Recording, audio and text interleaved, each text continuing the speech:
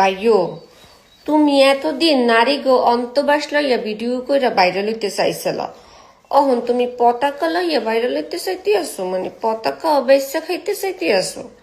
হাদি হত্যার বিচার লইয়া যে তুমি চিল্লাচিল্লি হরতে আসো, হাদি হত্যার বিচার কি বাংলাদেশের মানুষ কইছে যে মোরা বিচার হরতে চাই না? বিচার যে হরতে চায় না হেইয়া তুমি জানলা কেমনে কইরা? দেখো ভাইও, তুমি এবং তোমরা তোমরা যারা হইতেছে হাদিরে লইয়া ব্যবসা শুরু করছিলা, এই মনে করো এই তোমাকে ওই ব্যবসার লেগে মনে করো হাদির হত্যার বিচার তো মনে করো হন চাওয়া তো মানুষের দূরের কথা, হাদির নামও মানুষ হনতে পারে না। শুধু হেইয়া না ভাইয়া, তুমি হাদি হত্যার বিচার কি লিখা চাবা?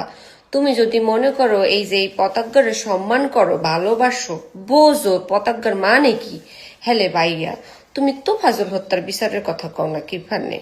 এরপরে যে হিন্দু বাইরারে জ্বালাইয়া পুরাইয়া দিলা, কইলা যে তোমাকে ধর্ম নাকি অবমাননা করছে, এর লিগে হ্যারে পিড়াইয়া মাইরা পুরাইয়া দিলা গাছের লগে, হেটার বিচার চাইতেছ না কিরফানে?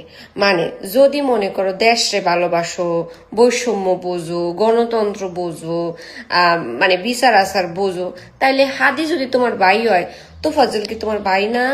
তারপরে ওই যে হিন্দু ভাইটা, হে কি তোমার ভাই না? ভাই তো তাহলে সবাই। যারে মনে করো পাথর মাইরা মাইরা ফেলাইলা, হেই তোমার ভাই না?